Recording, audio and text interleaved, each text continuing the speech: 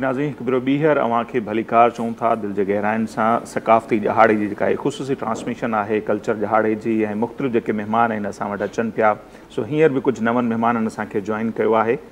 काफ़ी अहम शख़्सियतूं आहिनि हिकु महिमान ज़ाहिर असांजे लाइ क़ाबिल एतिराम आहे हुनजी हिकिड़ी इज़त एतिराम आहे असांजे लाइ हुन जूं ॻाल्हियूं यकीनन अव्हांखे पसंदि ईंदियूं हूंदियूं असीं बि इंजॉय कयूं पिया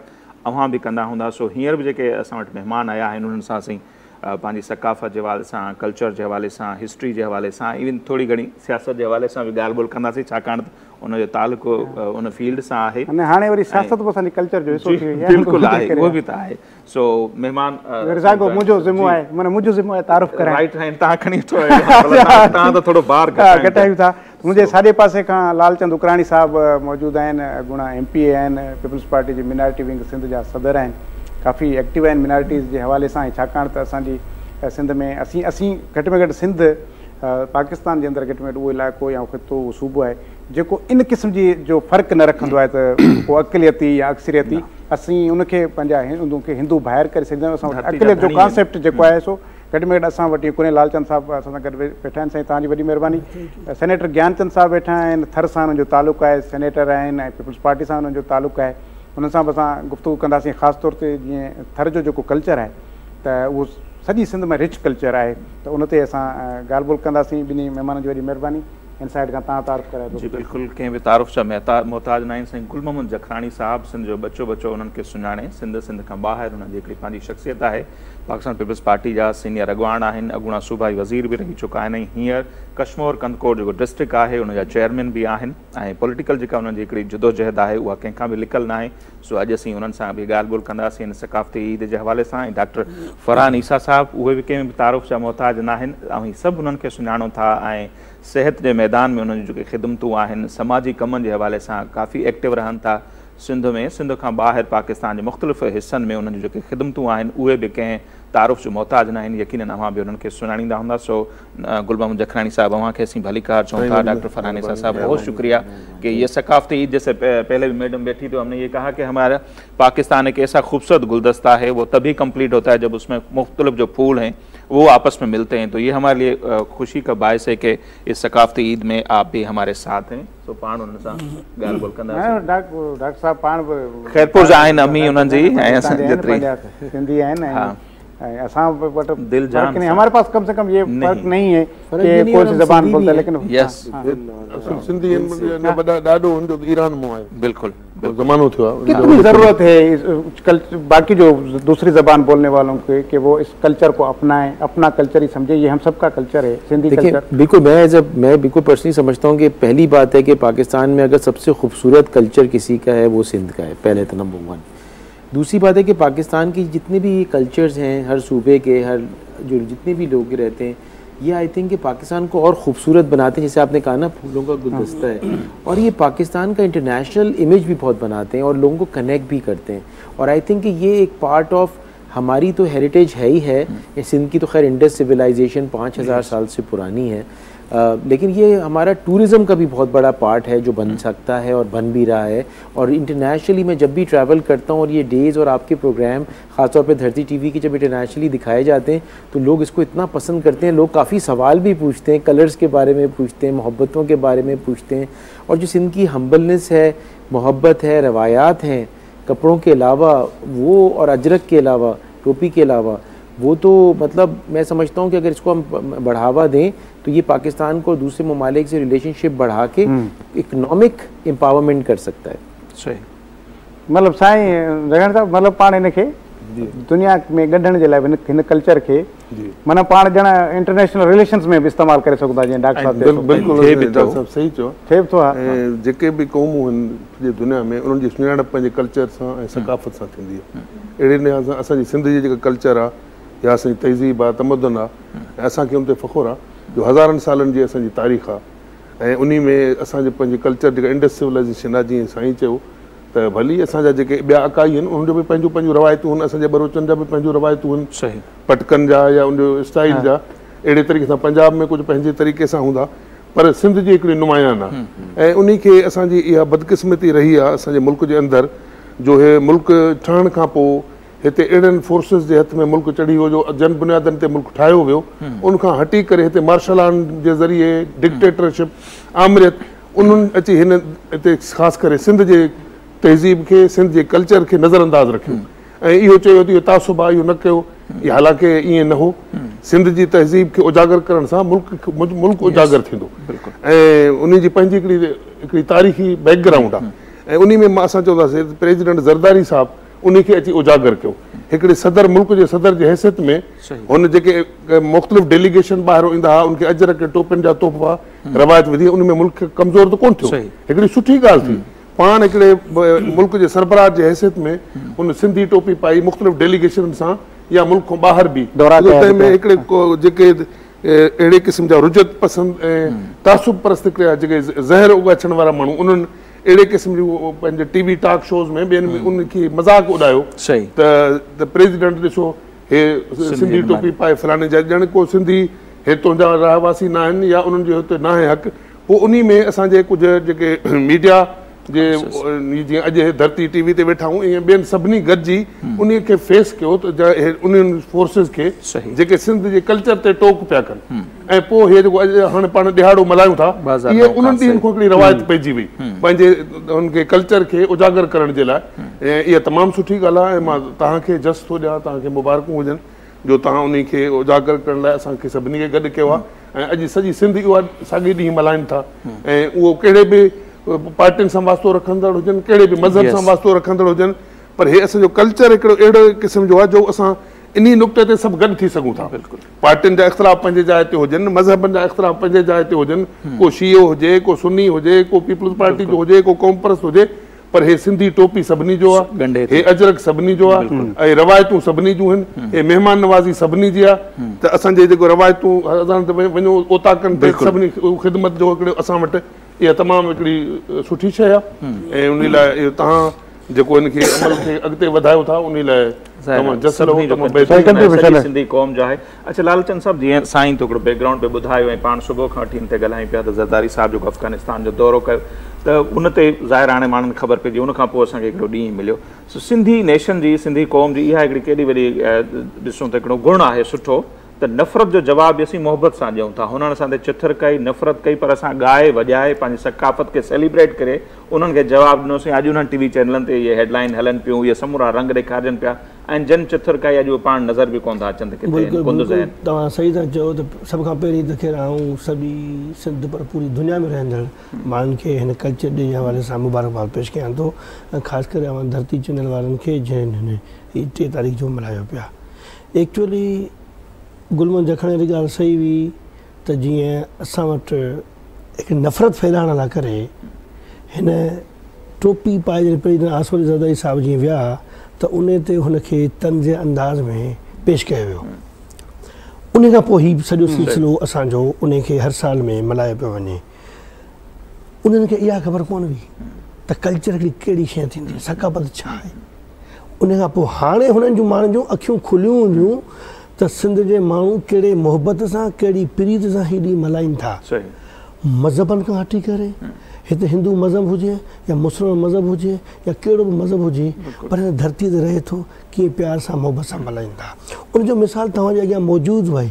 असीं चाहे दीवाली हुजे, चाहे ईद हुजे, चाहे क्रिसमस डे हुजे, कीअं गॾिजी सॼी मल्हायूं था त फ़र्क़ु ई महसूसु कोन थो थिए। अच्छा, ॿी ॻाल्हि तव्हांखे ॿुधाईंदो आहे न त आऊं कॉमनवेल्थ पार्लियामेंट एसोसिएशन जो मेंबर आहियां, पूरी दुनिया में वेंदो आहियां त हुननि खे आऊं पंहिंजी शनाख़त करे ॿुधाईंदो आहियां।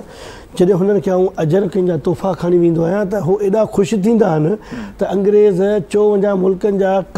उते पार्टिसिपेट कंदा आहिनि। जॾहिं अजरक खणी वेंदो आहे त हुनखे इहा हूंदो त he is belong from Sindh. अच्छा, मुंहिंजो उते लेबल ई लिखियलु आहे त डॉक्टर लालचंद उकराणी फ्रॉम सिंध, माना आउं सिंध असेंबली तरफ़ां आयल आहियां त सिंध जो त माना ऐं जॾहिं बि 5 सालनि में जेके बि दौरा थियनि त हुननि खे उहे मेंबर मूंखे यादि कंदा, हिकिड़ा ईंदा आहिनि, ॿिया वरी कुझु नवां बचनि था त हुनखे अजरक जो तोहफ़ो मिले थो। न डायलॉग इहो ॿुधो त जॾहिं इजलास थियणो हूंदो त हुननि खे इंतज़ारु हूंदो त लालचंद ईंदो।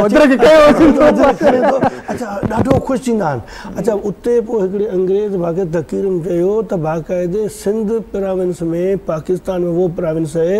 त उते उते जेके नमूने सां हू सिंधी माण्हू हिन डे खे मल्हाईंदा त मूं पंहिंजी लाइफ में पूरी दुनिया में अहिड़ो कल्चरल डे को मल्हाईंदे न ॾिठो। उन खां पोइ ॿियनि बलोचिन या ॿियनि जिन मल्हाइणु शुरू कयो। एक्चुअली छा आहे त एक्चुअली हीउ ॾींहुं अहिड़ो ख़ुशी ॾींहुं त असीं वरी ॿी ॻाल्हि ॿुधायो न, हिन ॾींहं ते ईद हुजे या दीवाली हुजे उहा त पंहिंजी जॻह ते, पर जेको हीउ असीं सभु गॾिजी था मल्हायूं 3 तारीख़ ते, उन जी ख़ुशी, उन जी झूमर, उन जो मज़ो, उन जो लुत्फ़ु हिकिड़ो मुख़्तलिफ़ आहे,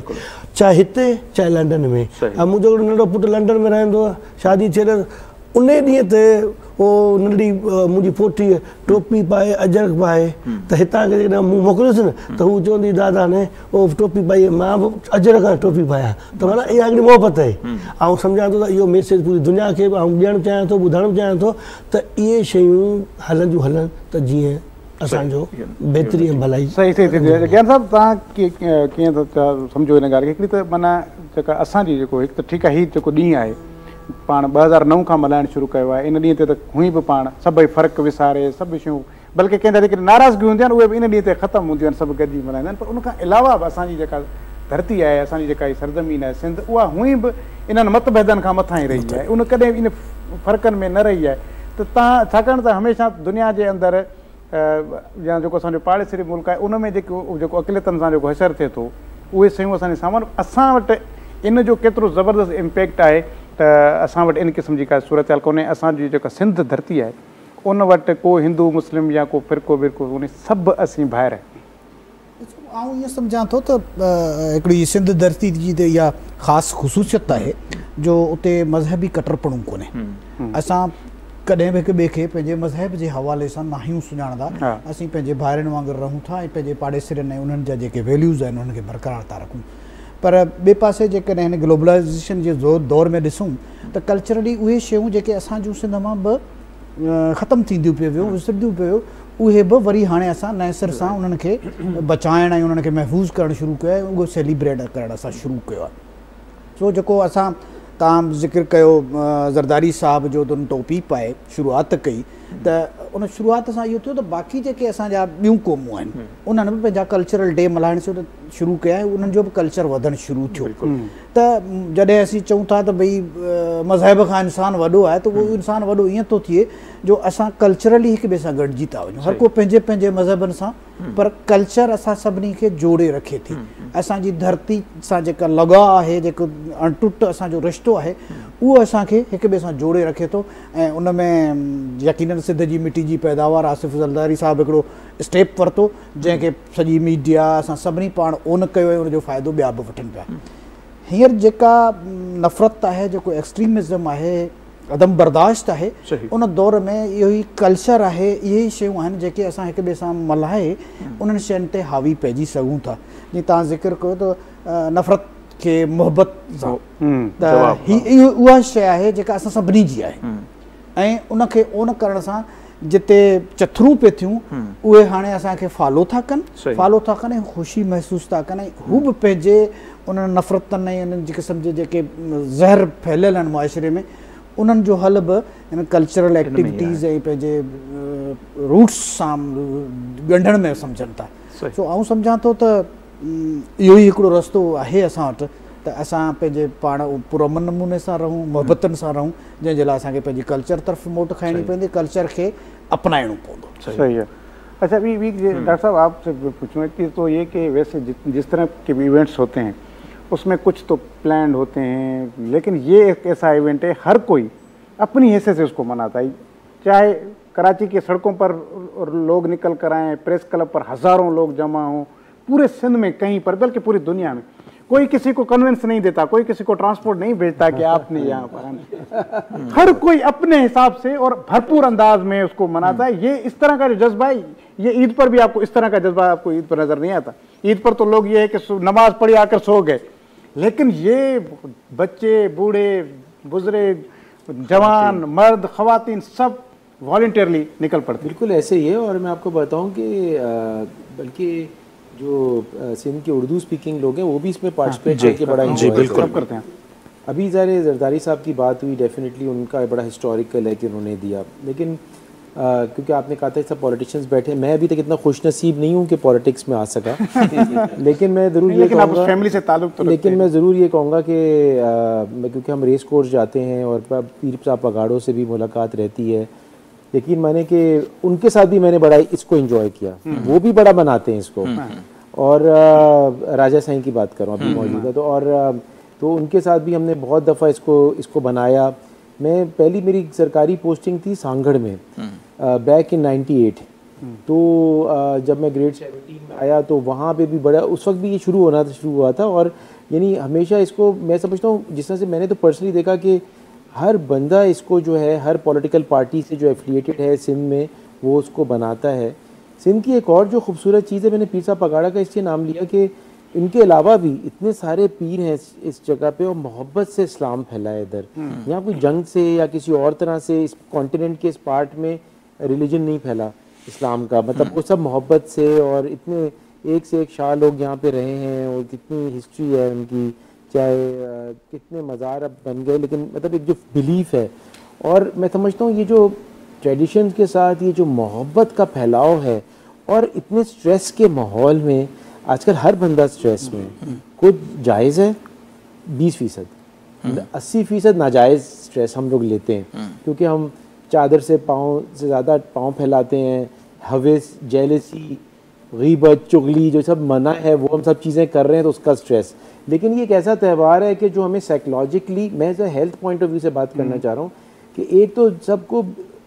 जितना आपने कहा पॉलिटिकल पार्टीज़ या रिलीजियस या एथनिसिटीज़ को जोड़ देता है, बल्कि ये एक ऐसी खुशी प्रोवाइड करता है जिसका मैंने ये देखा है कि बहुत सारे ऐसे लोग थे जिनको पुरानी बीमारियां थी, डायबिटीज़ कंट्रोल में नहीं हो रही, और ये जब त्यौहार पे जा गए, लोगों से मिले, पुराने दोस्तों से मिले तो तबीयत भी बेहतर हो गई। तो इसका एक हेल्थ इम्पैक्ट भी होता है, एक्सरसाइज हो गई और एक्सरसाइज भी हो गई। ये गुलमोहन साहब जी असांजे लतीफ़ साहब शाह अब्दुल लतीफ़ भिटाई असांजा रहबर, उनजो पैगाम हिकिड़ो त आलम साहब आबाद वारो पाण उन्हनि इहो बि चयो त हलो हलो कोरिए नाज़ुक जनी नींहं गंढिन सारो ॾींहुं चिनण मोर न सिखिया। डे वन खां शुरूआत असांखे हिकिड़ा माण्हू आहिनि जेके ॿोली जे बुनियाद ते, पार्टी जे बुनियाद ते, मज़हब जे बुनियाद ते नफ़रतुनि जो कारोबार कनि था, इहो उन्हनि खे सूट करे तो ख़ुशि हुजनि, पर पंहिंजो जेको लतीफ़ सरकार वारो पैगाम आहे ही पाण उनखे खणी पिया हलनि त इन सां हिन समूरे ख़िते खे, हिन मुल्क खे केतिरो फ़ाइदो थिए थो, काश हू बि सम्झी सघनि जेके नफ़रत जो कारोबार कनि था। बिल्कुलु उहे मां सवेरे अर्ज़ु कयो जी त असां सां वॾी इहा बदकिस्मती रही जो कुझु जेके बिल्कुलु तॾहिं अहिड़ा दौर रहिया आहिनि जेका डिक्टेटरशिप जा, आमरे जा, उन्हनि इन सभिनी शयुनि खे इग्नोर कयो, सही कल्चर खे, सकाफ़त खे, या जेके तारीख़ी क़ौमूं आहिनि जंहिंजी पंहिंजी हज़ारनि सालनि जी तारीख़ आहे, ख़ते ज़मीन आहे, जाग्राफिकल हदूद रहिया आहिनि, उन्हनि खे इहो चइजे त तव्हांजी ॿोली खे बि ख़तमु कयूं, तव्हांजे सकाफ़त खे बि ख़तमु कयूं, उन सां पाकिस्तान मज़बूत थींदो। हालांकि इहा हुनजो नुक़्ते नज़र नाकाम वियो। हाणे सभु सम्झी विया आहिनि, उहे जेके इहा सोच रखंदड़ माण्हू आहे उन हिन मुल्क जा बुनियाद कमज़ोर करे छॾिया। हाणे जेको ही जेको सिलसिलो 2009 खां शुरू थियो आहे, उन सां ॿियनि क़ौमनि में बि इहा शइ पैदा थी आहे, उहे पंहिंजे पंहिंजे सकाफ़त खे उजागर करण जी कोशिशि, उहा तमामु सुठी ॻाल्हि आहे। ऐं सिंध जी सकाफ़त उन में जेके सिंध सां रहंदड़ माण्हू आहिनि या सिंध खां ॿाहिरि रहंदड़ माण्हू आहिनि, सभई इन ॻाल्हि खे क़बूल कनि था त अहिड़े क़िस्म जो शाहकार ऐं तारीख़ी जेको कल्चर या उनजी इंडस सिविलाइज़ेशन आहे उन ते सभिनी खे फ़ख़ुरु आहे। बिल्कुलु, छाकाणि हीअं त असां सभु हिकिड़े ख़ते में गॾु जुड़ियल आहियूं। ऐं ॾिसो न, असांजे वॾे में वॾो जेको असांजो तहज़ीब ऐं तमदुन जो शाहकार जेका आहे उहो मोहन जो दड़ो आहे, उन ते असां सभु फ़ख़ुरु था कयूं। हज़ारे साल, 5000 त चवनि था, पर अञा घणो अॻिते आहे। उन मां जेके शयूं उते मिलियूं आहिनि या थिया, उन में का बि अहिड़ी शइ न मिली आहे ख़तरु जेका जंग जू हुजे, जंहिंमें क़त्लेआम जेका शइ हुजे, उन में प्यार ऐं मोहबत जी जेकी नाचणी आहे या ॿियूं शयूं आहिनि, कल्चर आहे, उहो उन ते असांखे फ़ख़ुरु आहे। उन करे जेके माज़ी में मुख़्तलिफ़ अदवार में असांखे पोइते धिकण जी कोशिशि कई वई आहे। हाणे असां घणो अॻिते वधी आया आहियूं, असां पंहिंजे सकाफ़त खे, तहज़ीब खे, तमदुन खे अॻिते वधाइण जी सभु गॾिजी सॼी कोशिशि कयूं था। अच्छा, इहो उन्हनि खे रियलाइज़ थियो आहे त बाबा उन जेका पुराणी पॉलिसी मुल्क खे नुक़सानु ॾिनो, हाणे हिन तरफ़ अचूं जेको ही सभु कुझु कनि था त शायदि ई मुल्क अञा अॻिते वधी पवे? बिल्कुलु, असां सम्झूं था त हाणे उन्हनि इहा शइ महसूसु कई आहे त माज़ी में जेको इहो रागड़ी शुरू कयो हो त हीअं करण सां मुल्क कमज़ोर थींदो, इस्लाम खे ख़तरो थी वेंदो, फलाणो थी वेंदो, उहे न इस्लाम जा हुया न हे मुल्क जा। उन्हनि पंहिंजे सॼे अदवार में न मर्कज़ खे मज़बूत करे सघिया, न इस्लाम जे लाइ कुझु करे सघिया। उहे रुगो हिकिड़ा खोखला नारा ऐं अवाम खे बेवकूफ़ करण जी ॻाल्हि हुई। त हाणे सही ट्रैक ते असां हलूं पिया। जीअं त मां हाणे हिते आहे असांजे कल्चर जो ॾींहुं आहे, पर उन सां मां इहो ज़रूरु चवंदुसि जीअं ज़रदारी साहिब जे टाइम में 18th अमेंडमेंट थियो, उन में जेके असांजा अकाई आहिनि उन जे बुनियादी जेके शयूं आहिनि जेके घुर कंदा रहिया आहिनि मुख़्तलिफ़ वक़्तनि ते, त उनखे हे तव्हां घुर कयो था, तव्हां मुल्क जा दुश्मन आहियो। यानी पख्तून अगरि नालो पंहिंजो घुरे त भई असां जेकॾहिं सिंधियुनि जी सुञाणप सिंध सां आहे, बलोचिस्तन जी सुञाणप बलोचिस्तान सां आहे, पंजाब जी सुञाणप पंजाब सां आहे, त बाक़ी असां पख्तूननि कहिड़ो ॾोह कयो, असांजो नालो सरहद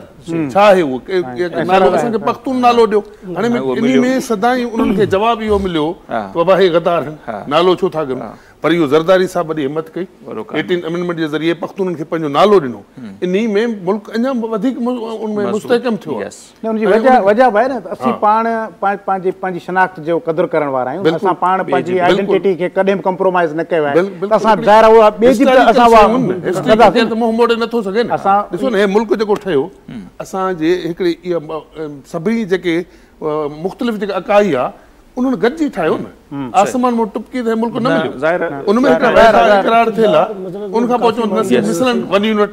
भई न को सिंध न पंजाब न बलोचिस्तान, इहा कहिड़ी मुल्क सां सजण पाई, 1 यूनिट जो को तुक ई कोन, हर कंहिंजा पंहिंजा यूनिट या उनजा रहिया आहिनि नेठ, आख़िरकार उहो ख़तमु करणो पियो न। अच्छा मूंखे ब्रेक नेठ ख़तमु कयो त ब्रेक जे करे पाण मुख़्तसर वठूं, पोइ वरी वापसि ईंदासीं ऐं चाहींदासीं इन ते बि ज़रूरत इहे जीअं साईं ॿुधाए मोहन जे दड़े खां वठी वरी सिंध में ख़ासि तौर ते पीपल्स पार्टी जो कारनामो त म्यूज़िक टीचर भर्ती करणु, भई राग कला रक़्स इन सां कॾहिं कंहिंजो नुक़सानु त कोन्ह थियो आहे, भलो ई थियो आहे, पाड़ेसरी मुल्क में इबादत जो दर्जो आहे, असां वटि बि कंहिं दौर में हो, सो इन जा जेके जीअं साईं बि ॿुधायूं त माण्हू मरीज़ बि इहा बि हिकिड़ी थेरापी आहे। पाण ॿिया खोड़ पासा आहिनि त बि ॻाल्हाईंदासीं, पर मुख़्तसर ब्रेक जो नाज़रीन वक़्तु थिए पियो, ब्रेक वठंदासीं, ॻाल्हियूं त अॼु ज़बरदस्त पियूं हलनि, जो ब्रेक जे लाइ सची त दिलि मञे कोन थी, पर हिकिड़ी मजबूरी बि थिए थी, मुख़्तसर ब्रेक वठूं था, वापसि अचूं था जल्द, ऐं पोइ वरी इन ॻाल्हि ॿोल सिलसिले खे हितां खां कंटिन्यू कयूं था।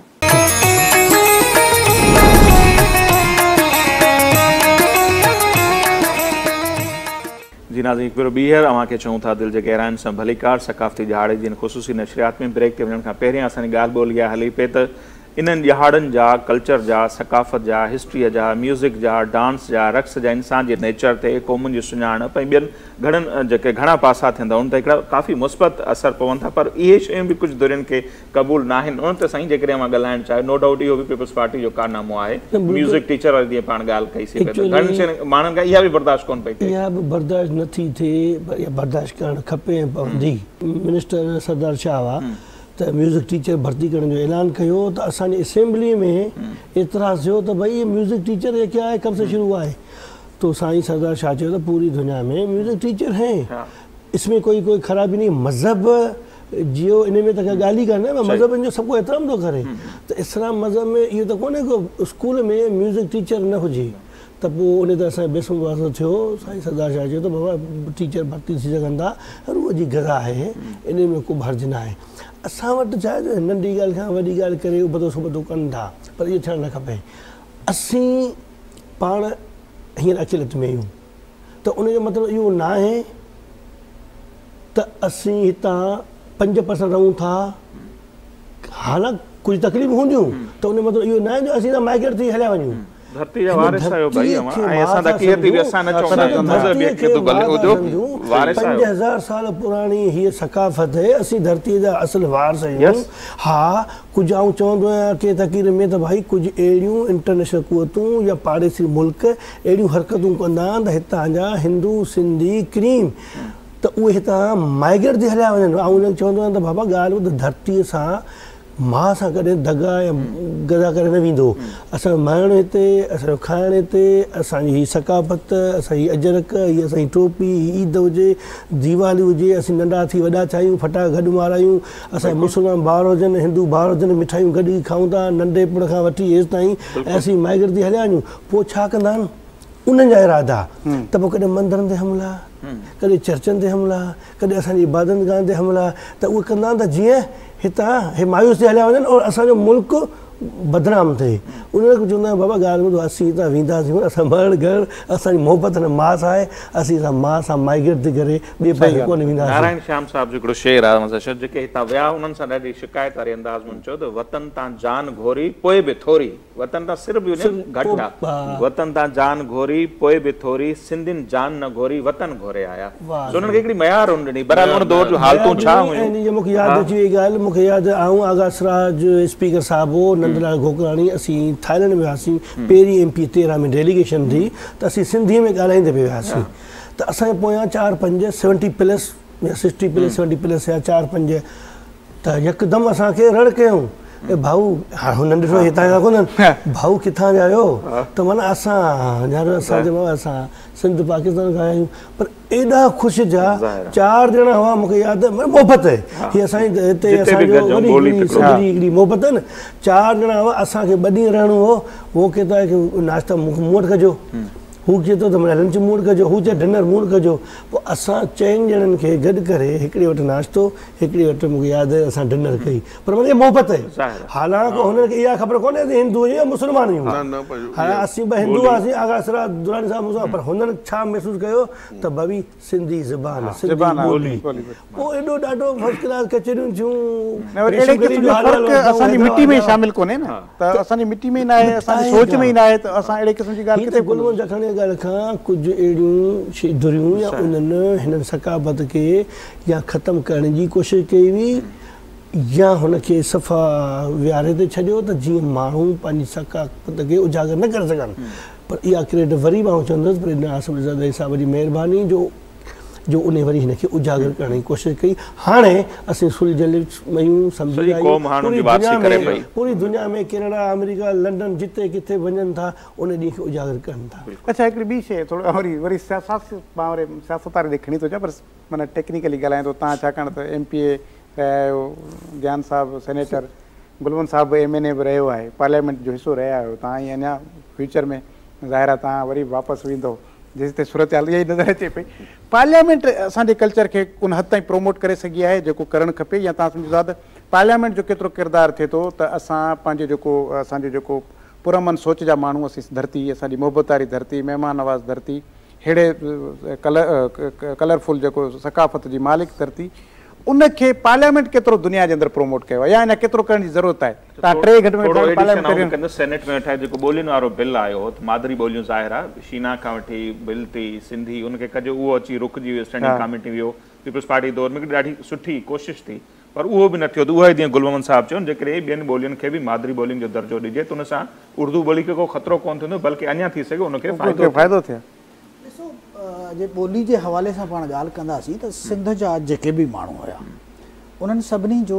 ॿोलियुनि जो जेको बिल हो उनमें 4 ॿोलियूं पोइ 4 ॿोलियुनि खां हिकिड़ो आइडिया थो ॿियूं ॿोलियूं जेके नंढियूं ॿोलियूं उन्हनि खे बि क़ौमी ॿोलियुनि जो दर्जो ॾिनो वञे पर बहस वरी बि वञी पंजाब वटि ख़तमु थियो छाकाणि त हुननि जी अददी त अक्सरत त उनजे करे उहे उते रखनि था असांजे सिंध जो माण्हू वरी बि इन ॿोलियुनि जे हक़ में जेतिरे क़दुरु पाण पार्लियामेंट जो कल्चर्स खे ॻंढण जो आहे त मतिलबु असां पारां जेके माण्हू रूट्स खां अचनि था जेके अजरक टोपियूं पाइनि था जेके असांजी लेडी मसलन आई आहे कृष्णा कोहली पंहिंजी कल्चरल ड्रेस पाए उते वञे थी या जखराणी साहिबु जेका ॻाल्हि कई त भई ख़ैबर पख्तूनख्वा खे असां नालो ॾिनो सरहद सूबे खे ख़ैबर पख्तूनख्वा जो नालो ॾिनो इहो बि असांखे पंहिंजे क़ौम सां ॻंढण जो पर रुॻो इहो सिलसिलो कोन्हे चेयरमैन बिलावल साहिबु ताज़ो असां खां दीवाली जे ॾियारे ते वॾो हिकिड़ो जशन करे आया आहिनि इहो मुसलसिल आहे जेको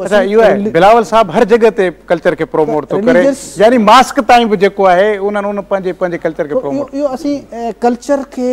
रिलीजन खां मथे करे गॾियूं पिया त जेको ईद बि साॻी होली बि साॻी तुंहिंजी मुंहिंजी ॿोली बि साॻी तोला मूं वटि मान वॾो आहे मज़हब खां इंसान वॾो उनखे साबित करे पिया ॾेखारनि हिते जेको असां ज़रदारी साहिब जो चऊं था त ज़रदारी साहिब इन सभिनी ॻंढण जो जेको सिलसिलो आहे जेका तव्हां ॻाल्हि कई त गॾीन सारो ॾींहुं त सॼो ॾींहुं असीं हिक ॿिए खे पंहिंजो पाण में इन्हनि तरीक़े सां गॾियो था अचूं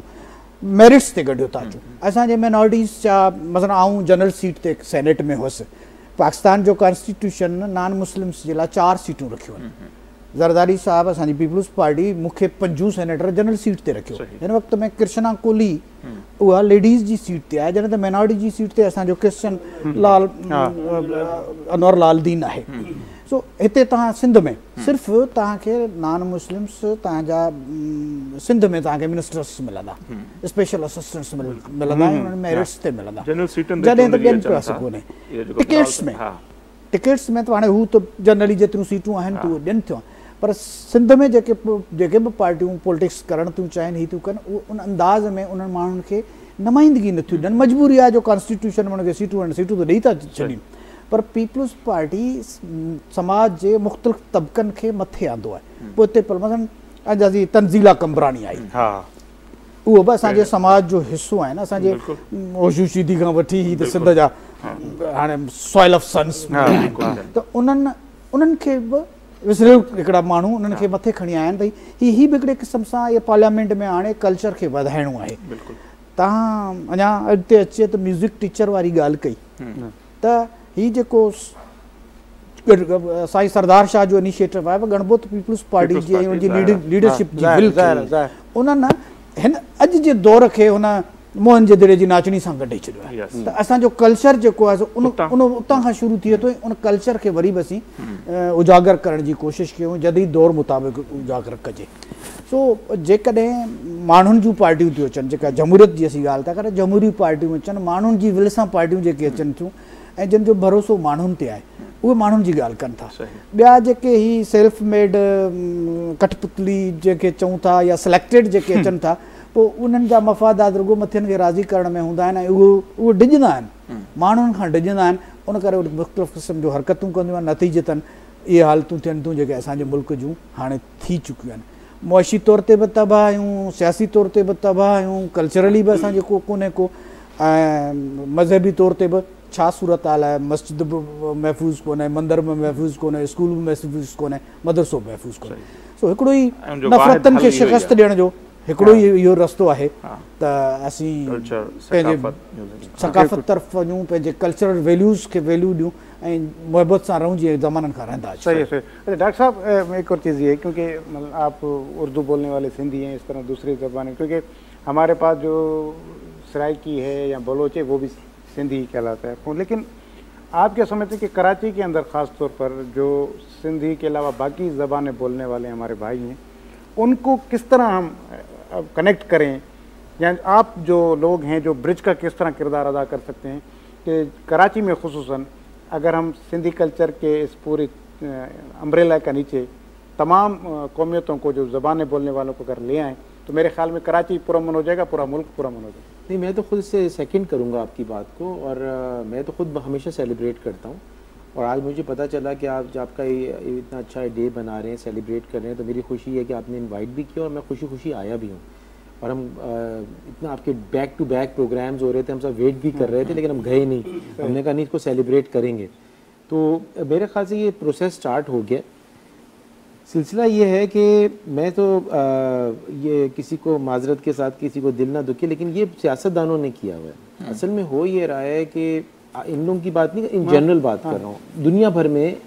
पॉलिटिक्स, जो पॉलिटिशियंस कुछ ऐसे आ जाते हैं जो अपने नंबर बनाने के लिए और लोगों को क्लोज करने के लिए वो डिफरेंट नारे लगाते हैं और वो डिवाइड पैदा करते हैं। जो लोग आराम से कन्विंस हो जाते हैं वो तो कन्विंस हो गए, जो नहीं हुए तो उनके दरमियान वो हेट्रेड लेके आते हैं, नफ़रत कोई ना कोई वजह से। मेरे ख्याल से हम सबको इसमें मिल के रहना चाहिए, मिल के वैसे भी होना चाहिए, पाकिस्तानियत भी आनी चाहिए। सूबाइयत या एथनिसिटी, अपने कल्चर को अप्रिशिएट करना, ब्यूटीफुल कल्चर है बिल्कुल। पंजाब में जो है बसंत होती थी, वो भी बड़ा एक ब्यूटीफुल कल्चर है, लेकिन साइमल्टेनियसली पाकिस्तान का भी हमें सोचना बड़ा ज़रूरी है। मैं दो तीन चीज़ें थोड़ा सा अपना पॉइंट ऑफ व्यू ज़रा दूंगा कि जैसे मैंने आपसे पीर साहब पकाड़ो की बात की कि थोड़ी मुख्तलिफ बात भी हो, और पीर पकाड़ो साहब ने जो करंट आए हैं, इन्होंने, इनके लोग हमेशा सफ़ेद टोपी पहनते थे और उन्होंने आते ही कहा कि नहीं, आप सिंधी टोपी सब पहनेंगे, उनके मुरीद। ये किया उसी, ये बहुत बड़ी बात थी, पूरा इतने अरसे का कल्चर उन्होंने चेंज किया। दूसरी चीज़, मैं आर्म फोर्सेस की बात करूँगा कि हमारी जो आर्म फोर्सेस हैं वो भी हम ही लोगों की है ना, कोई बाहर से लोग नहीं आए हुए।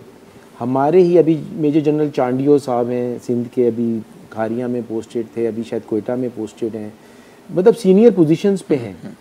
हमारी मिलिट्री जो है ना वो भी किसी की दुश्मन नहीं है, मतलब गलतियां सबसे होती होंगी, हमारे सियासतदानों से भी बहुत गलतियां हुई हैं। हमारी मिलिट्री जो है वो भी एक यूनिटी, पाकिस्तान की यूनिटी और नेशनल स्पिरिट, और उसमें भी पूरे पाकिस्तानी ही काम कर रहे हैं और हर एथनिसिटी से काम कर रहे हैं। तो मेरे ख्याल से हमें उसकी भी रिस्पेक्ट करनी चाहिए। उनको भी और हम सबको पॉलिटिशियंस की भी रिस्पेक्ट करनी चाहिए सबसे। अगर हम ये जो सिंध का कल्चर, जो मुझे एक और चीज़ जो बहुत पसंद है ना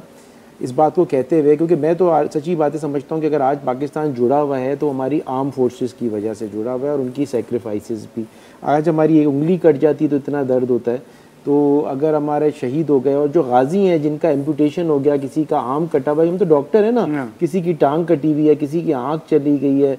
चाहे वो सिपाही पुलिस के क्यों ना हो, हमें सबकी बहुत रिस्पेक्ट करनी भी चाहिए और हम करते भी हैं। सिंध का जो मुझे सबसे पसंद आया ना कल्चर, जो मैं समझता हूँ कराची वालों को भी सीखना चाहिए, कि जब मैं इंटीरियर सिंध जाता हूँ, नहीं मेरा कराची का मतलब उर्दू मेरा आई मेंट बाय, नहीं Karachi is a very important part of Sindh. मैं तो खुद मैं कह रहा हूँ कि मैं भी सिंधी हूँ, मैं कराची में पैदा हुआ तो मैं सिंध में पैदा हुआ हूँ, एंड आई एम फिर से रिपीट करता हूँ वेरी बिल्कुल। असल में वो कॉन्सेप्ट ऐसा आ गया कि सिंध के दो हिस्से हैं, सिंध के ही दो हिस्से हैं, एक कराची, ये भी वो डिवाइड रूल वाले जो नफ्सियात है उनकी वजह से, कराची अलग नहीं है, कराची के दो हिस्से हैं। लोग यही कहते हैं कि हम इंटीरियर जा रहे हैं मोस्टली, मतलब सिंध के दो हिस्से। हालांकि हमें उस पर भी एतराज, हम कहते हैं लाड़काना बोलो, कश्मीर बोलो, कंबर, लाहौर और पंजाब नहीं होता, कोयटा, अंदरूने बैरूने होता नहीं, अंदरूने बैरूने है ही। मैं अपने आप को क्लियर कर, जी जी बिल्कुल, मैं आपकी नहीं बोल रहा, मतलब सिंध के ही दो हिस्से हैं, कराची जो मेरी नजर में अब तक थे, कराची और एक इंटीरियर सिंध, जिसमें बाकी लेकिन हैं दोनों सिंध के, इसमें कोई शक नहीं है और मैं इसको सेकंड भी करता हूँ। जो मुझे सबसे अच्छी चीज़ लगी है ना, क्योंकि मैं सिंध में पोस्टेड रहा, सांगड़ में रहा, ये किप्रो कुनरी, समारो, छोर, मीपो खास, और मैंने देखा है खैरपुर से तो हमारी फैमिली आई थी, तो मैंने ये देखा है कि जो मुझे जो सबसे अच्छी चीज़ लगती है ना, कि जब मैं अपने इंटीरियर सिंध के या सिंध के मसलन उमरकोट जाता हूँ या मिट्ठी जाता हूँ या किसी भी शहर जाता हूँ, तो हमारे जो दोस्त हैं अगर मीपो खास जा रहे हैं तो वो मीपो खास के टूल प्लाजा पे लेने आते हैं, अजरक पहनाते हैं और फूलों के हार लेके और मोहब्बत से अपने घर पे ठहराते हैं और बड़ा प्यार करते हैं। तो कराची में या न्यूयॉर्क में या लंदन में, मैं थोड़ा सा चाहूँगा ये जो कल्चरल डिवाइड है इसको थोड़ा सा समझाना। सब में जो है ना वो एक मारा मारी का ये ज़माना है। लंदन भी आप चले जाएं, न्यूयॉर्क भी चले जाएं, कराची, सारी है, सब लोग रहते हैं यहाँ पे लोगों के पास टाइम नहीं है। और यकीन माने हमारे पास कोई सिंध से, मैं तो समझ गया हूँ जब इंटीरियर से या उमरकोट से या थर से कोई आता है, मैं तो ऐसा नहीं करता लेकिन ज़्यादातर लोग ऐसे करते हैं, यहाँ का ट्रेडिशन है। कराची से भी कोई आता है तो कहते हैं ज़रा बिठाओ, हम पानी वानी चाय पिलाओ, मैं आ रहा हूँ। हाँ। ये मतलब ये सॉर्ट ऑफ गलत कल्चर एक बन गया है। ज़ाहिर है जब सिंध के जो हमारे प्यारे भाई बहन जब हैं, जो वो इस तरह का एटीट्यूड देखते हैं तो थोड़ी सी डिफरेंस पैदा होती है। दूसरा मैंने देखा, जो मैं अपने सारे दोस्तों को भी बताता हूँ, अब वैसे मेरे 80% दोस्त जो है ना वो सिंधी स्पीकिंग है, वो ये है कि जब वो मिलते हैं तो मोहब्बत से झुक के मिलते हैं। कराची का ट्रेडिशन है सीधा मिलना और 3 उंगलियां दे देना।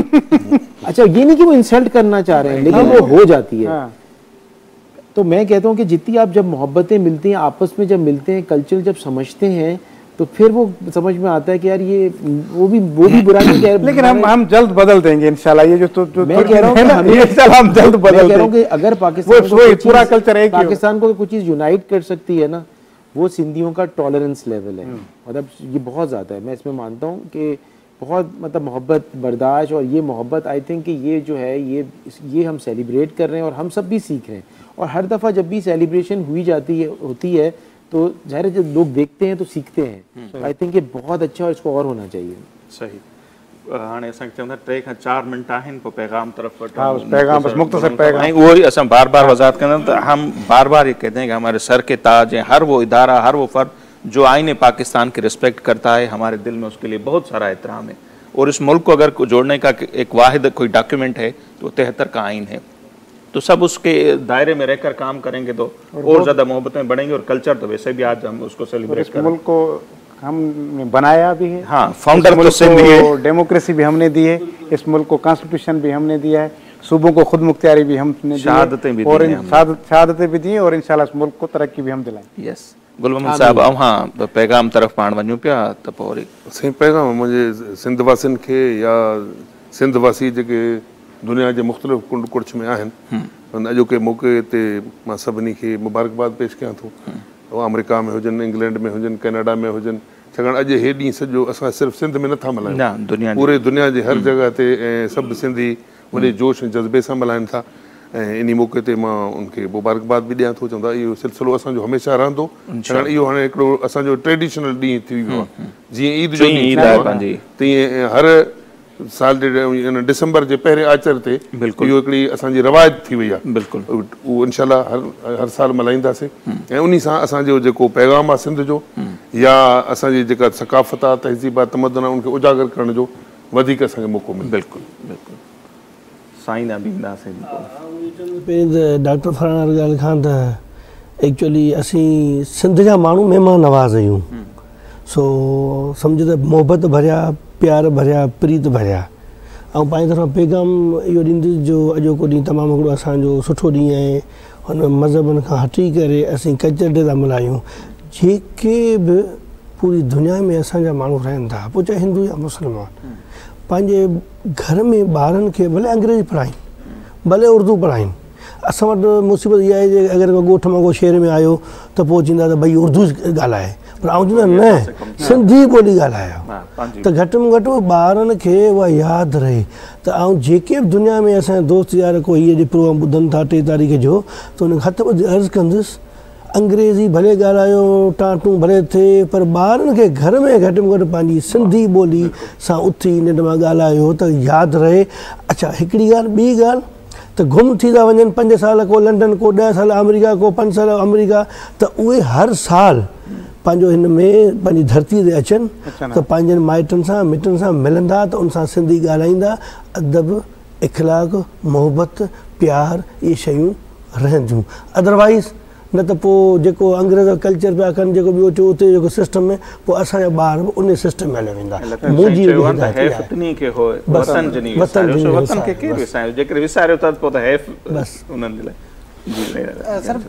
सिंध सॼी विकिड़ी आहे। ऐं सम्झां थो त कुझु वक़्त में दहशतगर्दियुनि जे करे, नफ़रतनि जे करे असांजा दोस्त जी गुजराती ॻाल्हाईंदड़, काठियावाड़ी ॻाल्हाईंदड़, जेके कल्चरली जीअं असीं थर जा ढाटकी ॻाल्हाईंदड़ उहे सिंधी आहियूं, त इहे सभु मुख़्तलिफ़ लहजा ॻाल्हाईंदड़ उहे असीं सभु सिंधी आहियूं। हाणे त असांजा उर्दू स्पीकिंग वारा जेके अची विया आहिनि उन्हनि खे बि सिंधी बि सिखणु खपे, पर उन्हनि खे बि असां जेकॾहिं हू सिंध धरती खे माउ मञणु शुरू कनि त असांखे को बि एतिराज़ु कोन्हे। हू सिंध धरती उन्हनि खे अपनाए थी, तमामु घणनि माण्हुनि खे अपनायो आहे। सो जेको बि माण्हू सॼी दुनिया में पंहिंजी धरती सां मोहबत करे थो, पंहिंजी कल्चर सां मोहबत करे थो, अमन सां मोहबत करे थो, उन्हनि सभिनी खे कल्चरल ॾियारो मुबारक। ऐं इन उमेद सां त सभु पंहिंजी धरती सां मोहबत कंदा, उन सां गॾो गॾु अमन मान सां रहण जे लाइ दुनिया खे हिकिड़ो पुरअमन इलाइक़ो बणाईंदा। ठीकु ठीकु, वरी महिरबानी। ऐं ॿी वरी हिते गॾो गॾु मां हाणे पाण मोकिलाइण वञूं त मुंहिंजे ख़्याल में हाणे ॿी टीम अची हिते जॉइन कंदी, त इहो साॻियो पैगाम आहे, मोहबत जो पैगाम आहे, अमन जो पैगाम आहे। ऐं ख़ासि तौर ते अॼोके ॾींहं जे हवाले सां ई मां एतिरो चवंदुसि त जेकॾहिं तव्हांजा पाण में के नंढा नंढा इख़्तिलाफ़ आहिनि त उन्हनि खे ख़तमु कयो, मोहबत सां रहो, अमन सां रहो। ऐं इहे जहिड़ा झटनि सां तबाहियूं ई आहिनि, सिंध जी तरक़ी में वॾे में वॾियूं रुकावटूं जेके आहिनि इहे नंढियूं नंढियूं नफ़रतूं आहिनि, उन नफ़रतुनि खे ख़तमु कयो। तव्हां मोहबतनि खे जाइ ॾियो, यकीन कयो त हीअ धरती हिते ई जन्नत बणिजी पवंदी। हिन खे अलाह ताला अॻे ई खोड़ सारनि नेमतुनि सां नवाज़ियो आहे। जेकॾहिं पंहिंजे दिलि में बि तव्हां इंसानियत जो प्यार ऐं पंहिंजे विच में ॿिए इंसान जे लाइ एतिराम में जॾहिं मोहबत जो जज़्बो पैदा कंदो त पोइ नफ़रत खे का जाइ कोन मिलंदी। ऐं असां गॾोगॾु मां इहो बि चवंदुसि त जेके ॿियूं ॿोलियूं ॻाल्हाईंदड़ आहिनि असांजा जेके सिंध में रहंदड़ आहिनि, बिल्कुलु हिन कल्चर जे छटरी हेठि असां गॾिजी वञूं था, मोहबतूं कयूं था ऐं हिक ॿिए जे कल्चर खे ऐं हिक ॿिए जे उनखे थॉट्स खे असां उनजो एतिराम बि कयूं था। पर जेकॾहिं उहे असांजा दोस्त जेके उहे बि जेकॾहिं ॿोली ॻाल्हाइणु शुरू कनि, असां जीअं सिंधी ॿोली ॻाल्हाइणु सिखणु शुरू कनि, त मुंहिंजे ख़्याल में पोइ त हिते कंहिं बि क़िस्म जो को फ़र्क़ु रहंदो कोन, असां सभु हिकु हूंदासीं। सही। ऐं हिन ते ई वरी लतीफ़ साईं जो हिकिड़ो शेर आहे जेको पहिरें मूं शेयर कयो त साईं फ़रमाइनि था त सरे न जनरी साह रती रुसम तिन सी, हू झेड़ी न तूं झको थी पांद ॻिची ॻल पाए, पाण वञी परचाए मतां रुठो ई रहिजी वञी। सो ही रुठलनि खे परचाइण जो बि अॼु ॾींहुं आहे, उन्हनि सां मिलो, भाकुर पाए मिलो, दिलि मां बुग़्ज़ कढी छॾियो। छाकाणि त मुर्शिद जो पैगाम इहो आहे न त किथे ईअं न थिए अव्हां जे साह जो सॻो टुटी पवे या अॻ में अव्हां खां हलियो वञे, दिलि में अरमान रहिजी वञे त काश ऐं उनखे परचाए वठां, पोइ इहो काश रहिजी वेंदो आहे। सो अचो त अॼोके ॾींहं ते मोहबतुनि खे आम कयूं, लतीफ़ सरकार जे पैगाम खे आम कयूं। हिते नाज़रीन असीं अव्हां खां मोकिलाईंदासीं, ज़ोएब ज़रदारी साहिबु ऐं आऊं, बाक़ी असांजी ॿी टीम जेका आहे उहा हिते जॉइन कंदी, ॿिया महिमान ईंदा ऐं दिलचस्प ॻाल्हियुनि जो जेको सिलसिलो आहे ख़ुसूसी ट्रांसमिशन उहा जारी रहंदी। असांखे ॾींदा इजाज़त। अलाह निगहबान।